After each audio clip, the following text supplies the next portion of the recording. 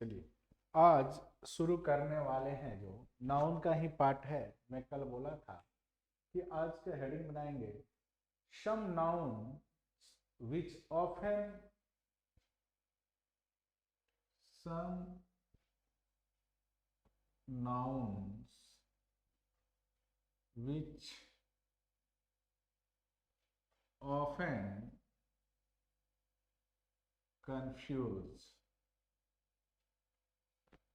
confuse in their usage in their usage बहुत important है आपके लिए, समझना है। यहाँ मैं जो बताने जा रहा हूं उसको गौर से समझने की जरूरत है। एक नंबर में जैसे आ जाए हाउस और होम, हाउस और होम, तो पहले समझ लीजिए हाउस का मतलब क्या होता है। हाउस का मतलब होता है a building used for living, a building used for living, मकान। क्लियर हुआ? यानी अब समझिए। और ये तो हाउस का मतलब, और होम का मतलब क्या? तो होम होता है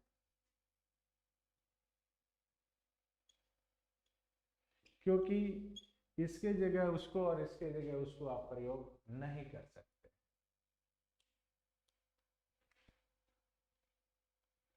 related to sentiment, sentiments, sentiments, related to sentiments और नेटिव प्लेस, और नेटिव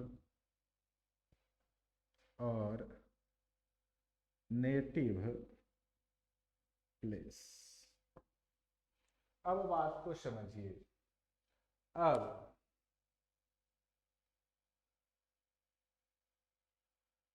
एक नोट यहां तैयार कर लेते हैं पहले।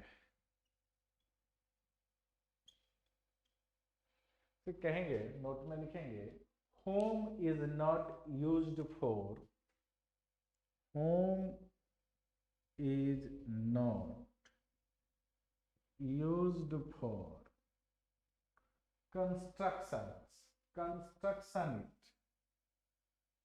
Construction it should be, it should be house। जब कंस्ट्रक्शन की बात कही जाए तो होम का प्रयोग आप नहीं करोगे, किसका प्रयोग करोगे? हाउस का। यही बात ध्यान देना। जैसे अब क्वेश्चन देखो, दे दे कि I have a dream of, I have a dream of constructed, constructed a large house in, sorry, large dot dot in Chhapra, in Chhapra। और ऑप्शन में दे दे हाउस और होम। पहली बात ये ध्यान रखना है। एक और लिखते हैं, I will return, I will return dot dot dot dot, I will return dot dot dot very शून्य, और यहां दे दे हाउस और होम। ध्यान दो बाबू, आई हैव अ ड्रीम, मेरा एक सपना है कि छपरा में एक बड़ा सा क्या बनाऊं, घर बनाऊं यानी मकान बनाऊं। तो यहाँ कंस्ट्रक्टेड की बात है, तो कंस्ट्रक्टेड के लिए आप होम यूज नहीं कर सकते, जब यूज करेंगे तो हाउस। बात समझ में आ गई होगी। और यहाँ आप क्या लगा दोगे, I will return very soon, तो होम। क्लियर हो गया, ये आप क्लियर समझ गए होंगे। अगर कोई दिक्कत है तो मैं फिर आपको बता रहा हूं कि आपको क्या करना है। चलिए अब है अगला। पहला क्लियर हो गया, पहला इतना बड़ा था जो आपने समझ भी लिया और कोई अब दिक्कत भी आपके लिए नहीं आए। चलिए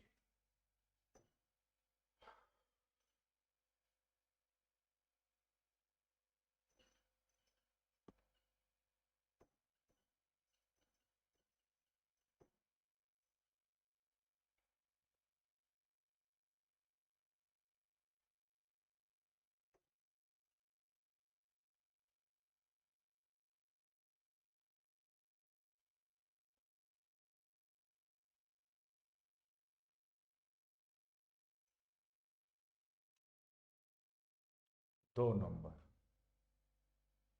एक तो पढ़ लिए, 2 नंबर हम लोग पढ़ेंगे बाबू कोस्ट और प्राइस। क्या पढ़ेंगे, कोस्ट और प्राइस।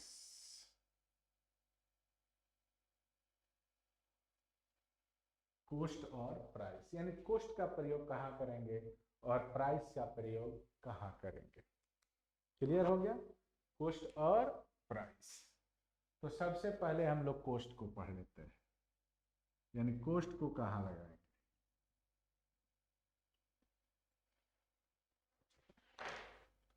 तो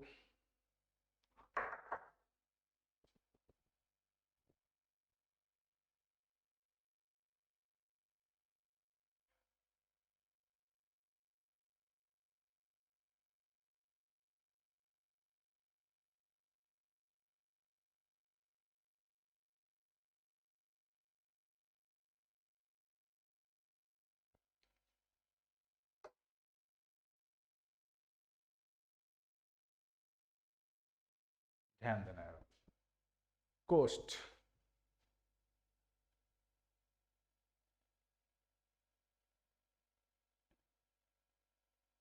वैसे इसकी हिंदी होती है लागत मूल्य। क्या हिंदी होती है बाबू, लागत मूल्य। यानी कहते हैं it refers to the amount, it refers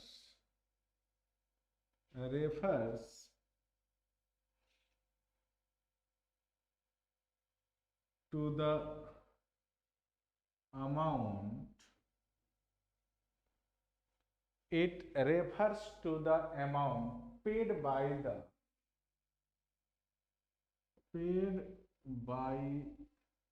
the shopkeeper, the shopkeeper, यानी शॉपकीपर के द्वारा जो पैसा दिया जाता है उसको कोस्ट बोलते हैं। फिर ध्यान रखना, शॉपकीपर के द्वारा शॉपकीपर जो होता है, जो दुकानदार होता है, उसके द्वारा जो पैसा दिया जाता है उसको हम लोग लागत मूल्य कहते हैं। तो क्वेश्चन बड़ा आपको परेशान करने के लिए देता है, तो आप थोड़ा सा सीरियस होकर बनाएंगे इसको। जैसे क्वेश्चन दे दे कि if you purchase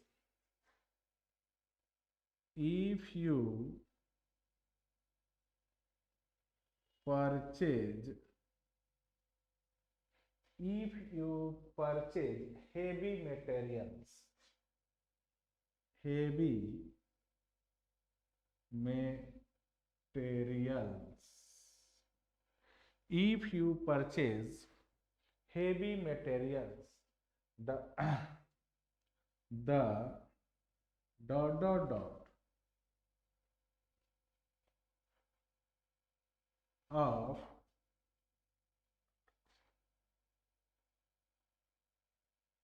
production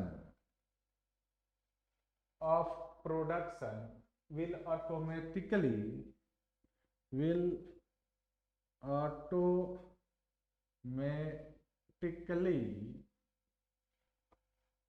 increase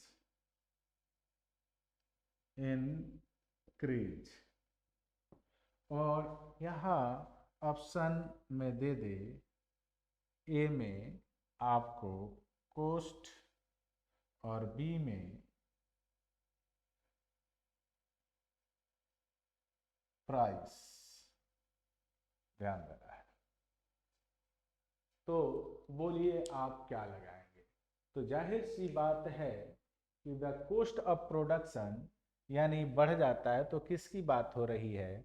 तो बात यहाँ हो रही है लागत मूल्य बढ़ जाता है। तो जब लागत मूल्य बढ़ जाता है तो लागत मूल्य के लिए हम लोग कॉस्ट लाते हैं, तो यहाँ कॉस्ट हो जाएगा।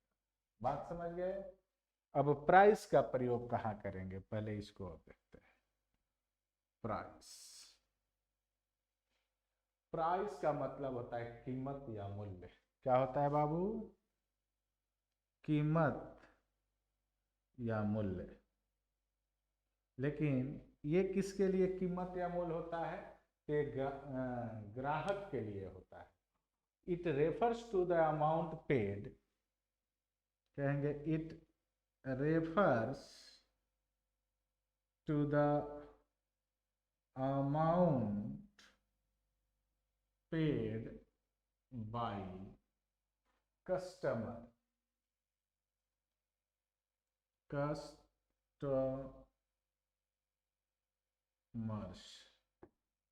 यानी कस्टमर के द्वारा जो दिया जाता है उसको हम लोग प्राइस कहते हैं। जो कंपनी किसी काम किसी चीज को बनाने में जो पैसे खर्च करती है उसमें भी तो पैसा लगता है, उसका भी तो मूल्य लगता है, लेकिन उसको अंग्रेजी में कॉस्ट कहेंगे। यही ध्यान देना है। इसमें जवाब क्वेश्चन कैसे देगा? कहेगा I can not tell you the I cannot tell you the of this book, और यहाँ आ जाएगा cost और price। I cannot tell you the price of this book, the cost of this, तो price of the book। ये बात आपको याद रखना होगा। क्लियर है? अब आइए, अब ये सब नाउन है, याद रखना। अभी तो आप दूसरे में हैं, अभी हमको बहुत पढ़ना है। चलिए आते हैं आगे। तो कहाँ पर कॉस्ट लगाएंगे और कहाँ पर प्राइस लगाएंगे, कंफर्म हो गए होंगे। तो जो पैसा, जो मूल्य की बात कंपनी करेगी, प्रोडक्शन अथॉरिटी करेगा, उसके लिए हम लोग कॉस्ट लगाएंगे। लेकिन जो बात मार्केट में जो कस्टमर के लिए बात होगी तो वो जो होगा वो प्राइस होगा। अब कस्टमर से एक और बात आया, आज उसी को अभी पहले पढ़ते हैं।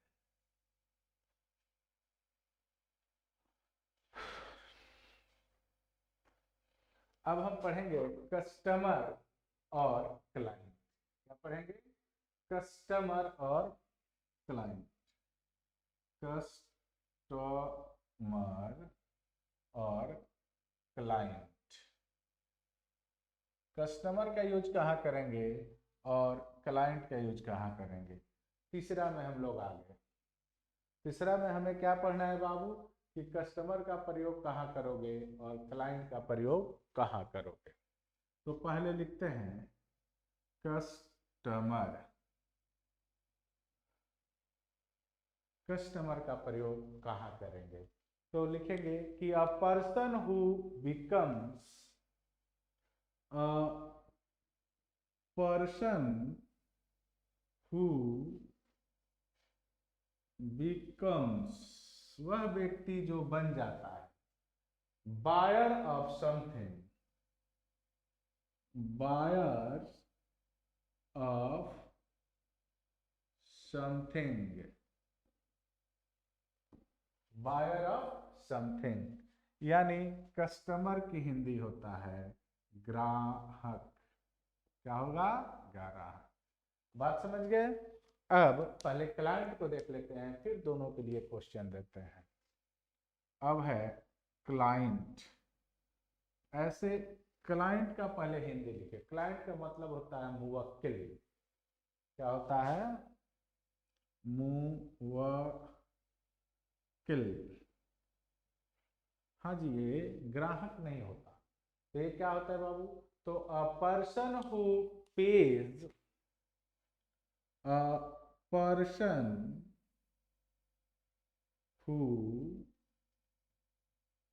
पेज, वह व्यक्ति जो पे करता है for the service, for the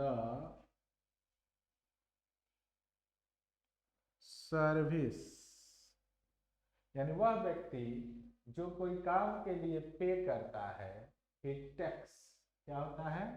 he tax. इसको हम लोग कहते हैं मुवक्किल।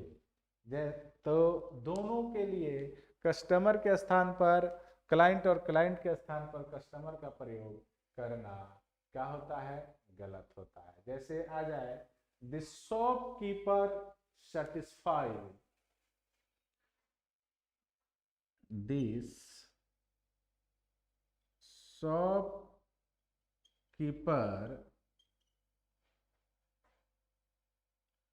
satisfies, this shopkeeper satisfied customers, चाहे रह दो डॉट डॉट बाई। अब यहां मैं कुछ भरने के लिए दूंगा।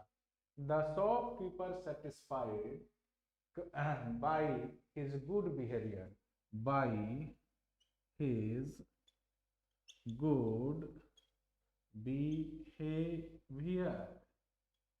अब यहां ध्यान दो, ऑप्शन ए में दे दे कस्टमर और बी में दे दे क्लाइंट। और दूसरा क्वेश्चन लिखते हैं। जैसे कहें कि a lawyer always, a lawyer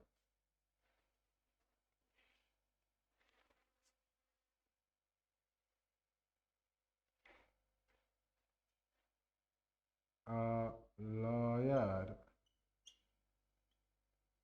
always wants, a lawyer always wants to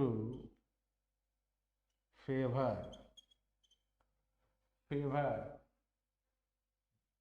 his dot dot।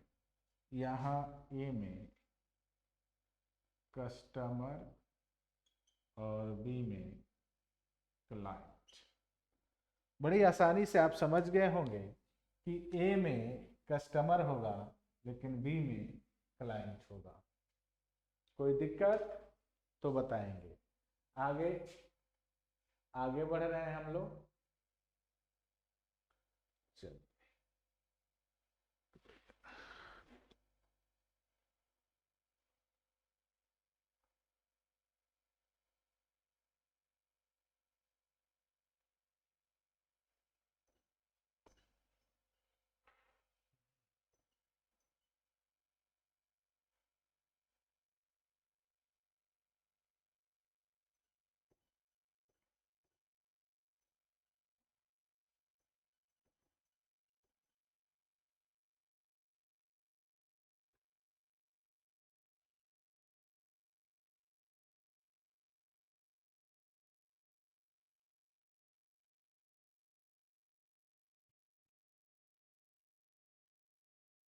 तीन हो गया। चौथा में हम लोग पढ़ेंगे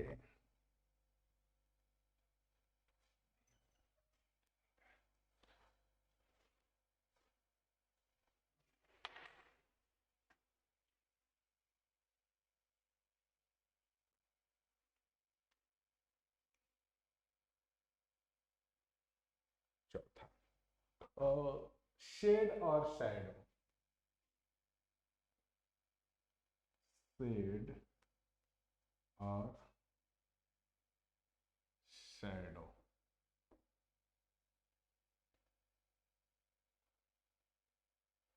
ध्यान देना है कि कहां पर शेड का प्रयोग करेंगे और कहां पर शैडो का प्रयोग करेंगे। तो देखते हैं, पहले शेड को पढ़ते हैं। शेड का मतलब होता है छाया या छत भी कह सकते हैं। क्लियर है? तो इसका प्रयोग कहाँ करते हैं? The sheltered sheltered sheltered a sheltered place from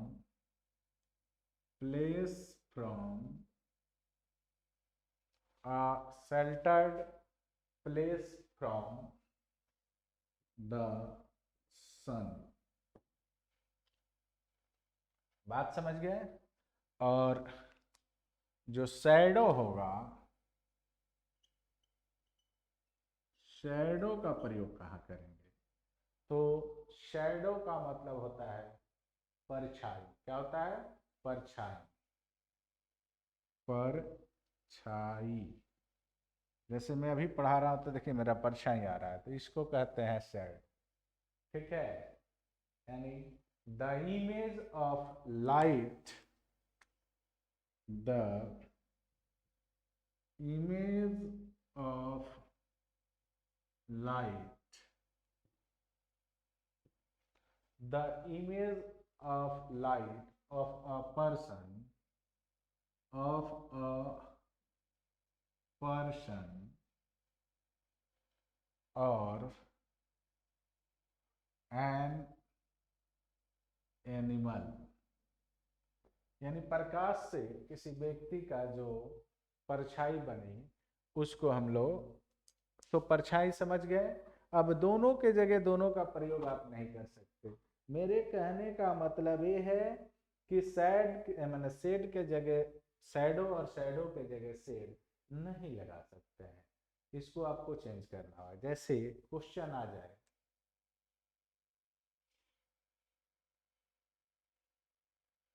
Ravi is sitting, Ravi is sitting in the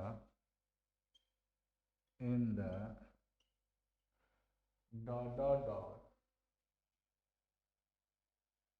of a tree। और ए में दे दे शेड और बी में दे दे शैडो। क्लियर है? दूसरा क्वेश्चन दे कि Ravi was afraid, Ravi was afraid,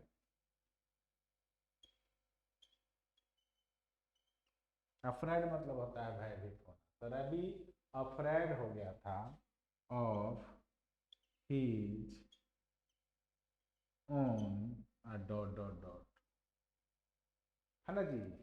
अब देखो फिर यहाँ वही सैड और सैडो समझने की जरूरत है।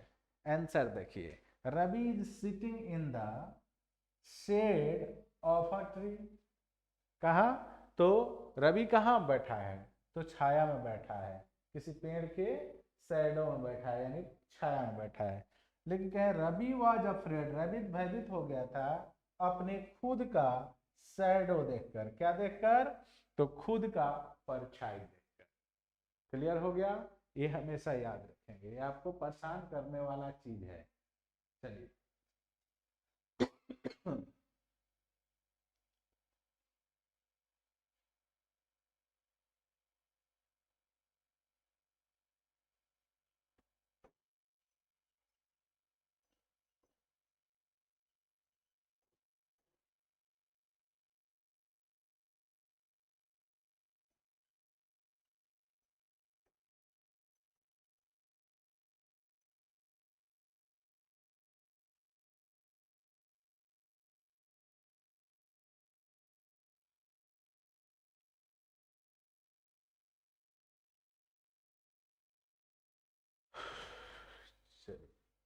क्या क्या हम लोग पढ़ लेते हैं। कॉज और रीजन, 4 हो गया। पांचवा, कॉज और रीजन। कॉज के जगह रीजन और रीजन के जगह कॉज नहीं लगाते हैं, ये बड़ा ब्लंडर है, एक बहुत बड़ी गलती है। तो पहले जानते हैं कि कॉज कहाँ पढ़ेंगे। कॉज का हिंदी होता है कारण, कारण, वजह। कॉज का हिंदी होता है कारण या वजह, और इसका प्रयोग करेंगे इट प्रोड्यूस्ड, इट प्रोड्यूस्ड। कारण हमेशा प्रोड्यूस करता है परिणाम को, यानी रिजल्ट को। तो जहाँ रिजल्ट का बोध होता हो वहाँ हम लोग कॉज लगाएंगे। चलिए, और रीजन, रीजन यानी रीजन का ऐसे मतलब लिखो तर्क। तो इसका प्रयोग क्या है कहेंगे, इट एक्सप्लेन्स, इट एक्सप्लेन्स, और इट एक्सप्लेन्स और जस्टिफाइज, जस्टिफाइज है ना, रीजन। किसी चीज को जस्टिफाई करने के लिए हम लोग रीजन का लगाते हैं, और जहाँ रीजन का पता है वहाँ हम लोग क्या लगेंगे, कॉज। जैसे कहेंगे कि there are many, there are many, there are many for corruption in India, और यहाँ दे दिया जाए कॉज और दे दिया जाए reason.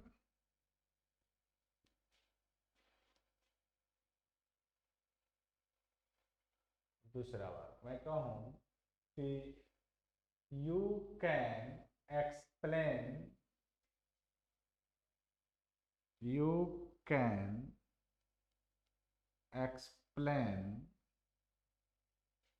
you can explain no dot dot dot, you can explain no dot dot for your, for your delay, for your delay। और यहाँ भी मैं दे दूँ cause और दे दूँ रीजन। ध्यान देने की बात, ऊपर वाला में क्या भरोगे बाबू, कॉज भरोगे, और यहाँ क्या भरोगे, रीजन भरोगे। There are many cause for corruption, corruption का बहुत सारा कारण है, वजह है, न कि तर्क है। यहाँ कह रहा है you can explain no reason for your delay. ये अपने डिले मैंने तर्क नहीं कर सकते हो अपने जो तुमने डिले किए हो। तो ये था आपका, देख लिए। चलिए आगे बढ़ते हैं, और आगे आप 2 इम्पोर्टेंट चीज पढ़ाएंगे।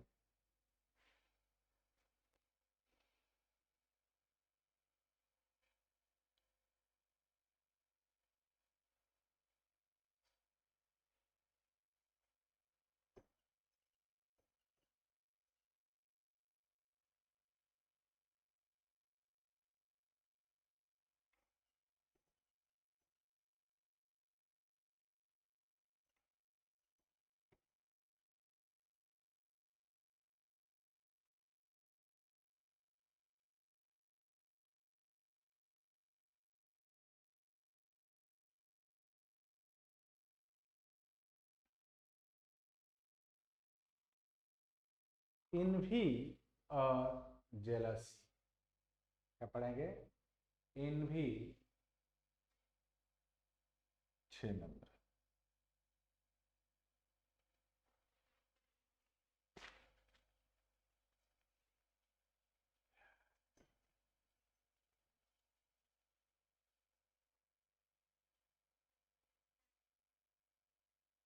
एनवी और जेलसी।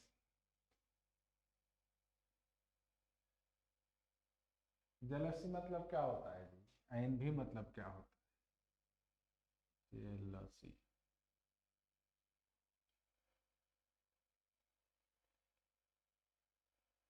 दो चीज ध्यान देना बड़ी जरूरी है, कई एक बार इसको पूछ चुका है, इसलिए आपके लिए बड़ा इंपॉर्टेंट बन रहा है। इनवी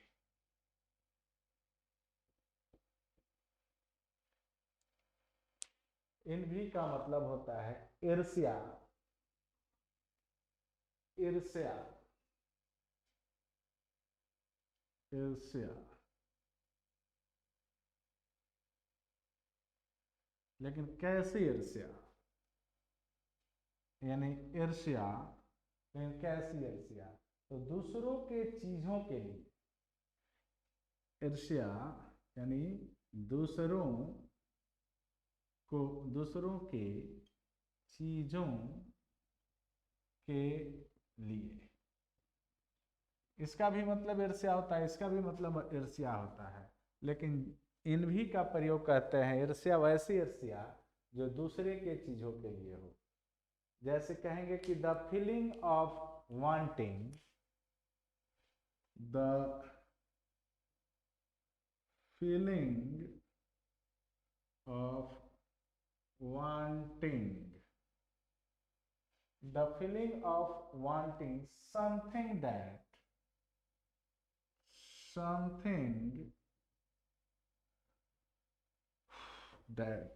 कहेंगे the feeling of wanting something that someone else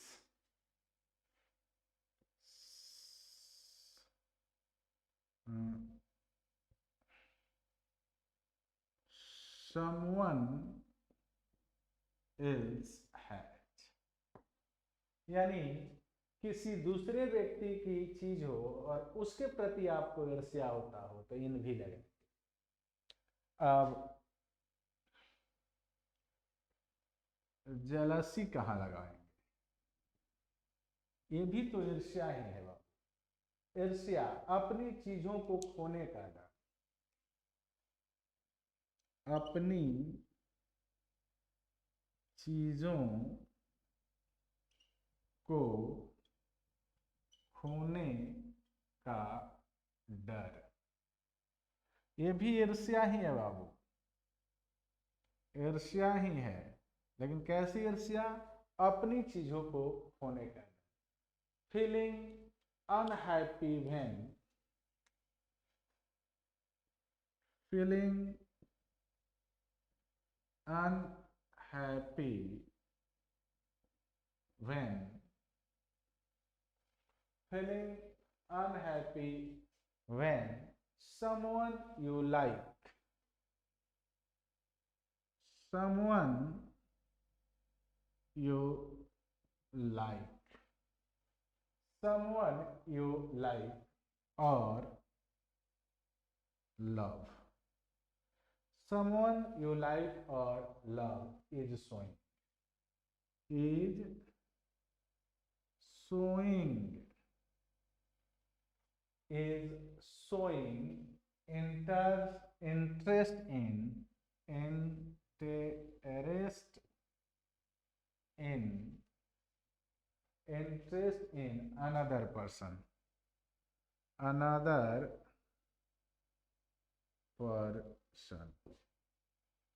अब देखो, जब आप ही का चीज हो और ऐसा लगे कि कोई आदमी उसको छीन रहा है तो उस व्यक्ति के प्रति आपको ईर्ष्या हो। तो जब अपनी ही चीजों को खोने का वहां डर आ जाए तो जेलसी लगाएंगे। लेकिन अब किसी चीज को ईर्ष्या यानी दूसरे की चीज है कोई खो जाए, वहां भी आपको ईर्ष्या होता है कभी कभी, तो वहां आप क्या लगाते हैं, ध्यान लगाएंगे, वहां इन भी लगाते हैं। जैसे कहेंगे, जैसे वाक्य नीचे लिखे, हट जाएगा, लिखते हैं, it was difficult for her, it was difficult for her, it was difficult for her to hide her, to hide her, to hide her dot dot, hide it, her dot dot dot of her friends, of her friends success, success. और आपको मैं यहां लगाऊं N V और jealousy. Clear है? एक वाक्य कहां लिख दें, यहां लिख देते हैं, राधा फेल्ट, राधा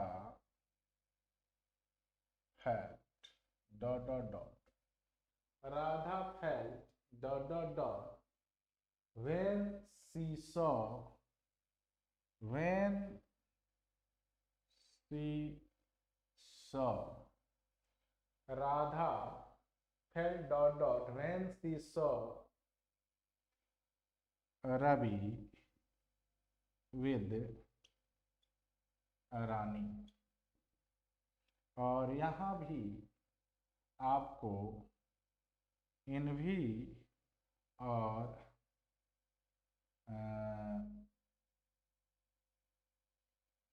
जेलसी को लेते हैं, दोनों जगह ऑप्शन आपको दिए हैं।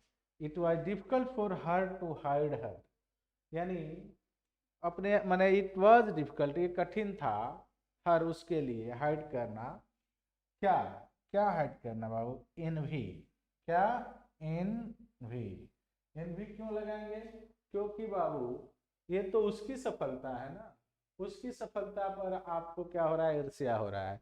लेकिन यह राधा फेल्ट, सॉरी यहाँ वैन लगाएंगे, राधा फेल्ट क्या, jealousy when she saw Ravi with Rani, यानी रवि और रानी, यानी जब राधा ने देखा रवि को किसके साथ, तो रानी के साथ, तो उसको जेलसी हुआ, यानी उसको अपना चीज, यहाँ रवि जो है इसका अपना चीज है, अब उसको अब जेलसी यानी ईर्ष्या होने लगी।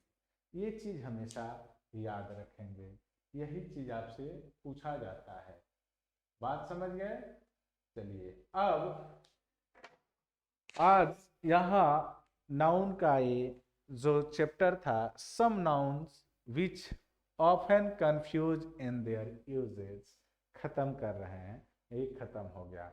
अब अगला जो हम लोग पढ़ेंगे, नाउन, यूज ऑफ नाउन पढ़ेंगे। क्या होगा? Use of noun. इसके बाद जो आपको वीडियो मिलेगा उसमें रहेगा यूज ऑफ नाउन। मैं एक बार आपसे और रिक्वेस्ट कर रहा हूँ कि जितने भी आप देख रहे हैं इसे शेयर कीजिए, ताकि आपके मित्र भी देख सकें और 12 के सभी बच्चों को इससे फायदा हो सके। मिलते हैं फिर अगले वीडियो में, तब तक के लिए गुड बाय।